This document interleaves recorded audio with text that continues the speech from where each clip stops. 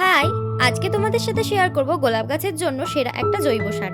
তার আগে চলো তোমাদের আমার গোলাপ গাছগুলো দেখাই। দেখো এই খাবারের জাদুতে গাছের গ্রোথ কত সুন্দর আর কত নতুন নতুন কুড়িও এসছে। এরপর দেখো এই ফুলটা কত সুন্দর লাগছে দেখতে, আর একটা হালকা মিষ্টি সেন্টও বেরোচ্ছে।